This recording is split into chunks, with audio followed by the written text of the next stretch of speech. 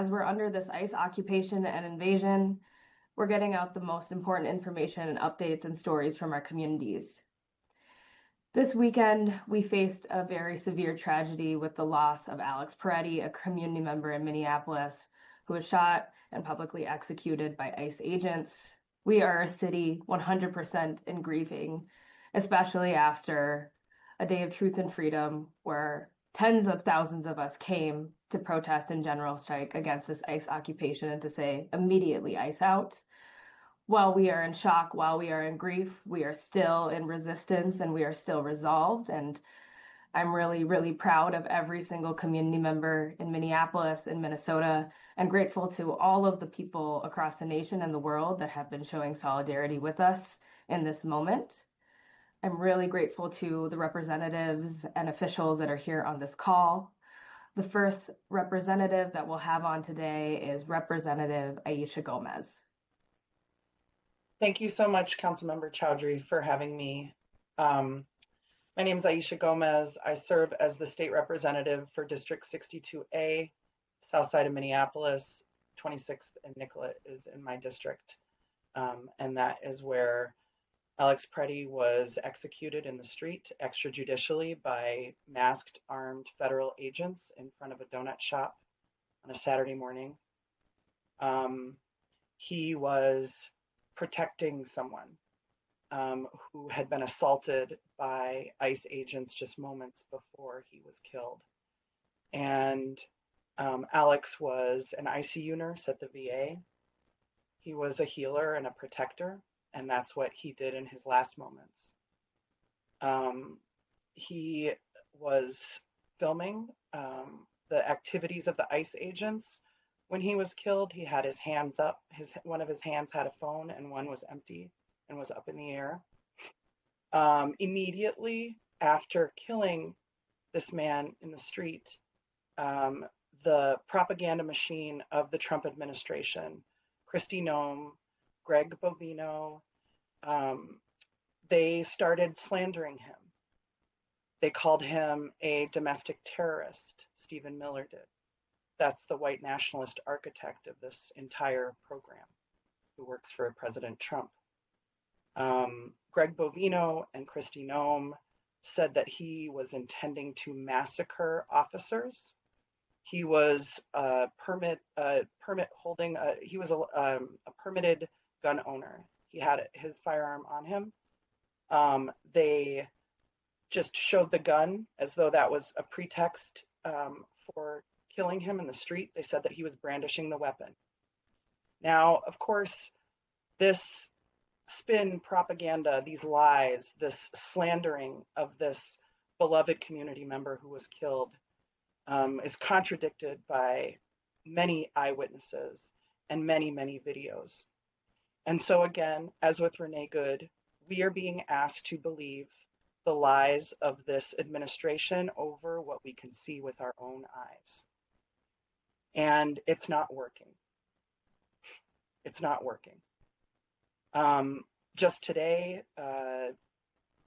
Chris Medell, I think is his name, who was running for governor on a Republican platform, withdrew, and he cited the actions of ICE as the reason that he was withdrawing from the race, saying that he could not associate with a party that was justifying this unconstitutional brutality in the streets of our biggest city.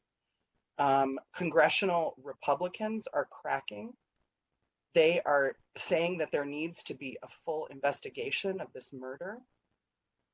The Department of Homeland Security has taken over the investigation from the FBI after the primary investigator in the FBI shooting at the FBI and the shooting of Renee Good resigned 2 days ago. We have local Republican senators and House members are saying that ICE needs to leave Minnesota. Their propaganda campaign is failing right now. They're sending in Tom Homan to replace Kristi Noem because she is doing such a bad job of advancing the lies of this administration. And so I just would say to our people, to our courageous and caring and loving Minnesotans who have been out in the streets every day for the last 6 weeks of this invasion by federal troops, you are winning. We are winning. It's hard to say those words when we know that people have lost their lives, that families are being separated, that people are living in fear, and that kidnappings are continuing to occur in immigrant communities and of Black and brown people going about their daily lives in our city. But what we are doing is the right work. It is righteous work. And we have to continue to not be afraid, to not be intimidated no matter what they throw at us, because our communities are on the line and our democracy is on the line. And so I'm heartbroken, I'm pissed off, and I am full of gratitude for the tens of thousands of Minnesotans who are in this struggle by our sides. And we're going to get through this. Thank you so much. Thank you, Representative, for those powerful words. We are winning. Alex Pretti was extrajudicially executed in the Whittier neighborhood. And so we will now go to the council member who represents the area, Council Majority Leader Aisha Chugtai. Thank you, Councilmember Chowdhury, for having me today. My name is Aisha Chugtai. I live in the Whittier neighborhood. I represent South Minneapolis and Uptown. And I want to talk about what is happening in the Whittier neighborhood right now. Obviously, our community is heartbroken for Alex Pretti's loved ones. We are experiencing devastation. We are enraged. We are horrified by the occupation of our city. This occupation that has claimed the lives of Renee Good, of Alex Pretti, and continues to devastate and separate families, destroying the lives of our neighbors.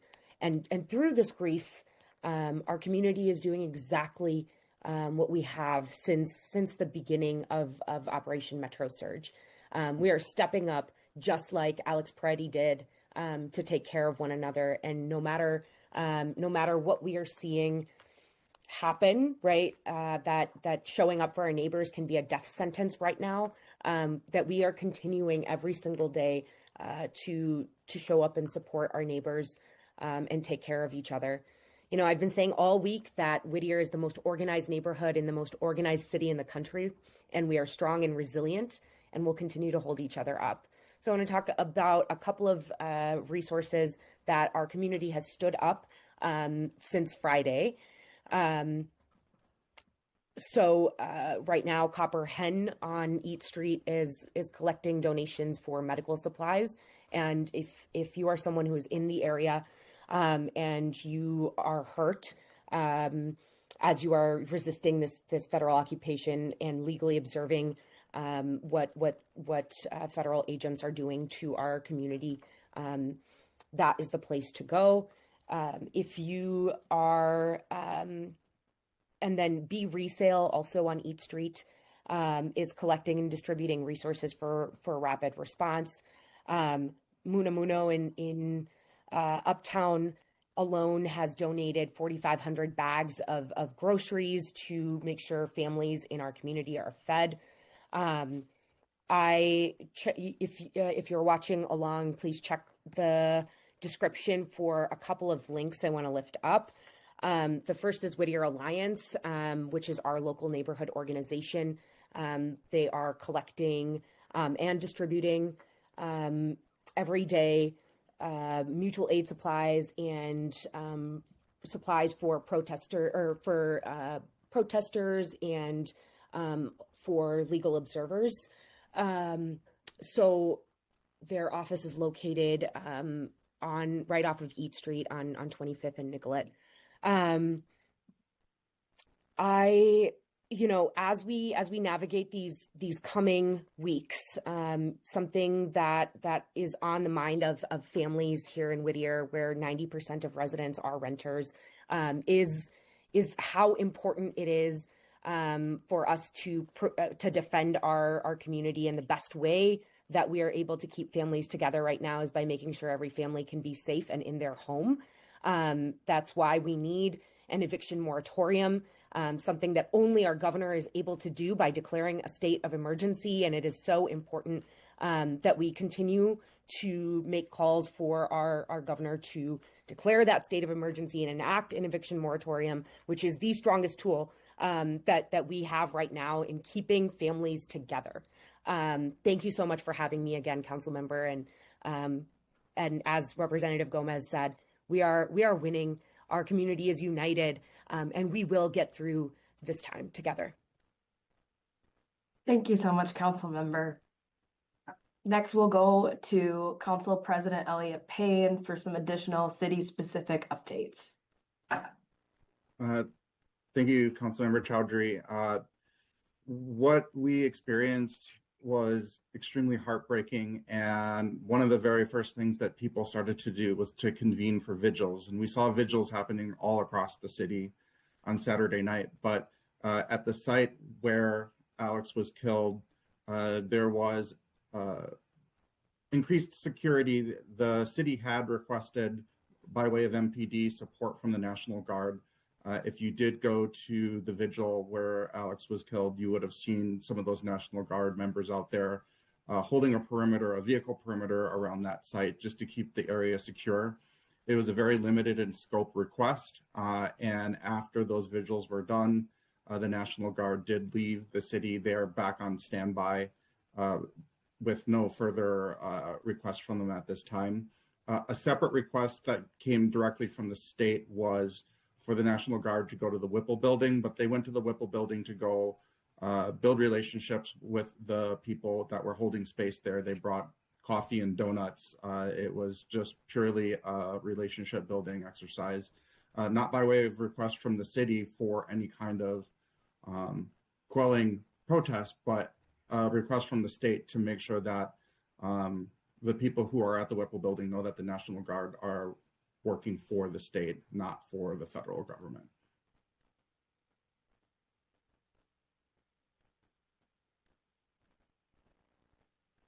Thanks so much, Council President. Next, we'll go to Senator Doran Clark from some updates on the ground and updates from the state. Thank you. My name is Doran Clark. I am the state senator for Northeast Minneapolis, Southeast Minneapolis, the University of Minnesota, and Cedar Riverside. Alex Pretti should be alive today. At 9:01 on Saturday morning, Alex Pretti was killed by federal agents in front of a donut shop. And as you heard from Representative Gomez, immediately the Department of Homeland Security, with agents still on the scene, began to spin a story that did not match what our eyes showed us. And much like the fable of the boy who caught a wolf, we need to be skeptical and question the disinformation being shared by Christine Noem and the Department of Homeland Security. And while they were spinning these tales, they were blocking access to local and state officials to the scene, preventing Minnesota officials from conducting an investigation. In fact, the Minnesota Bureau of Criminal Apprehension secured a judicial warrant to access the scene, and they were still blocked by federal authorities. These are the facts. And I ask you to believe your eyes, not other departments' lies. Minnesota can see with their own eyes what happened. Believe what you see and not what the federal government is trying to spin. To ensure that you're getting correct information, the Minnesota Department of Corrections has created a website called Combating DHS Misinformation. One of the areas that they are combating is that the U.S. Homeland Security is claiming credit for arrests that they have not done. This morning, the Department of Corrections, the Minnesota Department of Corrections, provided details of 68 transfers directly from Minnesota prisons to ICE that ICE has falsely claimed as people they have arrested and taken off the streets of Minnesota. These folks were already off the streets of Minnesota. These folks were in Minnesota jails and were peacefully transferred to ICE. Here's one more fact. The U.S. Centers for Medicare and Medicaid has released a report on improper payments in the United States that has found that Minnesota's improper payment rate is far below national average. Precisely, the improper payment average in the United States is 6.1%, while the Minnesota rate is much lower. 2.1%. Allegedly, Homeland Security came here to investigate fraud, and we are at least 2/3 below the national average. The truth matters. Facts matter. And I expect the federal government to start telling the unedited truth. And I'm so grateful to those who keep true to be peacefully keeping a diligent watch and exercising their constitutional rights to monitor and watch our government so we could see the truth about Alex Pretti. You are helping the true story be shared around the world. And remember, with those facts that you're sharing, that you're collecting, Minnesota Attorney General Keith Ellison is collecting them with his Federal Action Reporting Form. Just do a search for Federal Action Reporting Form, Minnesota Attorney General, and you're going to find that form.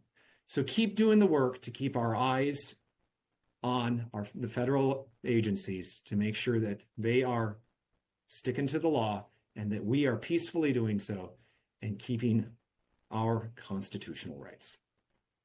Thank you. Thanks so much, Senator. Next, we're going to get some updates about the public schools, and so we will go to School Board Member Greta Callahan for those updates. Thank you. And thank you, everyone who keeps coming together to connect with us to protect our precious students. Thank you to Hennepin County for partnering with us in providing mental health and other resources and reaching out to our families at this time. I spent the morning visiting with teachers and students the way everyone is expected to carry on normally right now. As if a third of our students aren't in the classrooms, as if our teachers and kids aren't terrified to leave the house, as if we're not in a constant state of anxiety. The way our educators are showing up, supporting our students, helping them process while keeping them safe and lesson planning is beyond comprehensible. Once again, our grossly underfunded public schools are holding our community together. I represent District 6, Southwest Minneapolis. On Thursday, at a school not far from me in my district, our teachers were walking kids to their buses, and ICE in multiple cars just started circling all the kids in the building, driving fast, honking, terrorizing. There was no plan beyond instilling fear. We are not just under threat of tear gas and rubber bullets and public executions, but round-the-clock psychological warfare. These weak, fragile men are gleefully traumatizing children. When ICE is in our parking lots at our schools or showing up outside of our schools go into a lockdown. It is happening so frequently that there is no more system to notify board members. It is happening that often. And I can't help myself but bring this back to why we must fully fund education. We are fully funding terror right now because of Donald's fragile ego. When we don't have diverse schools, small classes, the arts, the ability to teach critical thinking, we get the horror you see today in Minneapolis. It all starts at the roots. It's all connected. And if we can destroy the teaching profession as we know it and turn it into gig work and have terrible education and more charter schools and vouchers, blame the individual teachers, blame parents in generational poverty and systemic racism, then we will have the best thing that government has ever done besides the Postal Service and libraries, our public schools. They will go away.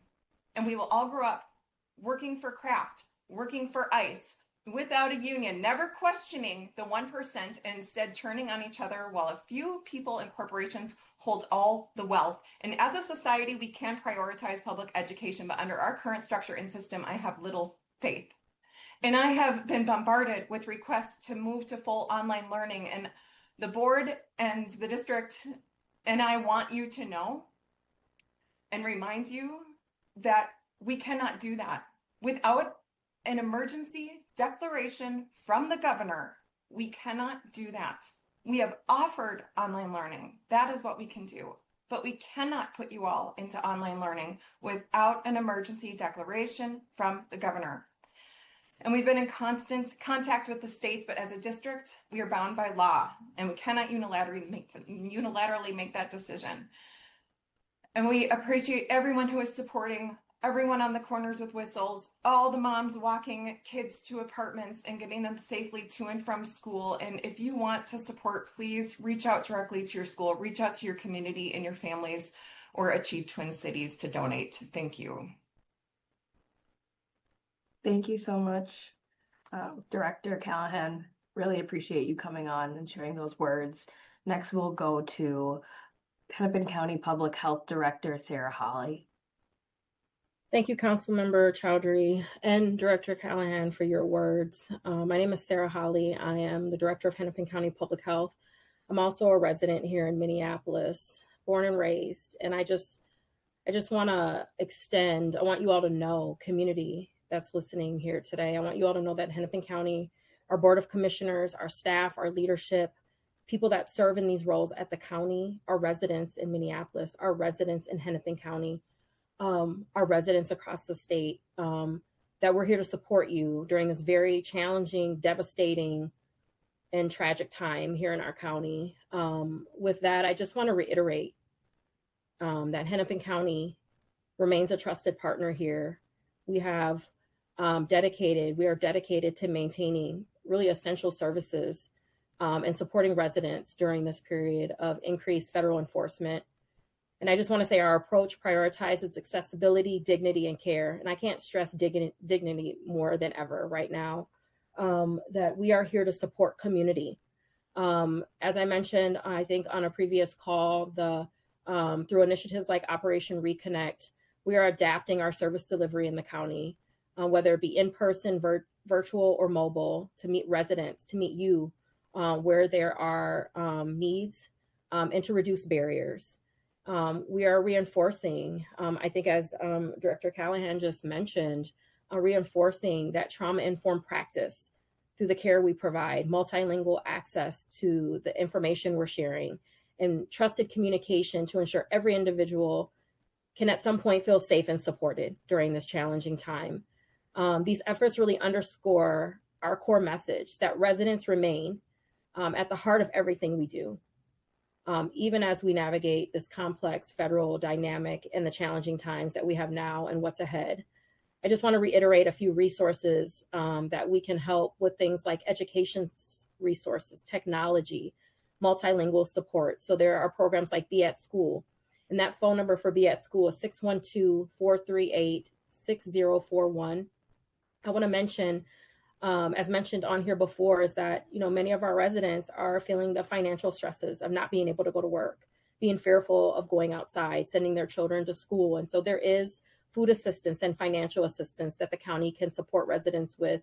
And so if you want more information about SNAP, the number is 612-596-1300. Also, WIC provides resources for our children, families in our community. That number is 612-348-6100. And then I can't stress enough that the health support, particularly for mental health right now, our crisis line through COPE, if you need resources there, please give us a call at 612-596-1223. All of this information, community, is available at the link in the chat. And you can also search website at County Federal Response. I appreciate the time and thank you for the continued invitation, Councilmember Chowdhury.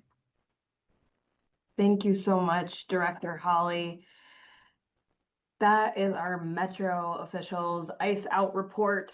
We're going to continue to have these Metro official ice out reports. Our next one is going to be on Wednesday, January 28th at noon.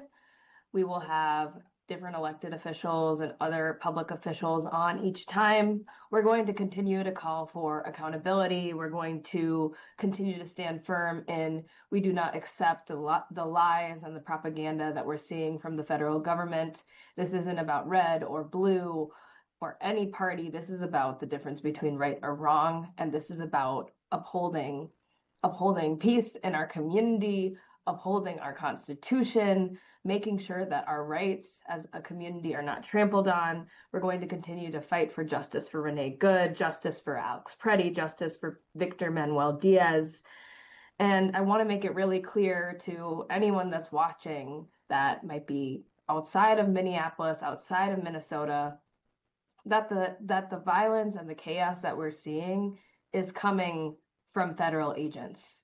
There's a narrative that they at the federal level are trying to push out that it is our community that is being violent and reckless, and that is to feed into a narrative that they're trying to use to justify this cruelty. All of the violence has come from the federal government, and our community continues to remain peaceful, continues to use their First Amendment rights and assemble, continues to care for one another, and we aren't going to bend. We are going to continue to do that. And if you are a Republican or a Libertarian, someone that's not affiliated with any party, this is your moment to come in and call for your government to be accountable to you, to bring back peace to Minnesota, to Minneapolis. The best thing for community members right now, and I know we're being asked to do more than we should ever be asked to do, is to reach a hand out to your neighbor, to keep on showing up. I encourage you to reach out to your neighborhood association, a neighborhood block captain, to go to your local school site and see how you can plug in. That's how we're going to continue to get through this. Reach out to your neighborhood associations and leaders to see what Know Your Rights trainings are available, what constitutional observer trainings are available, because we still have rights. We still have rights, and it's important that we know them, and it's important that we share them. Thank you all. Please stay safe. Please stay vigilant. Please share this video out to other neighbors and pass on this information. And thank you to every official that joined us here today.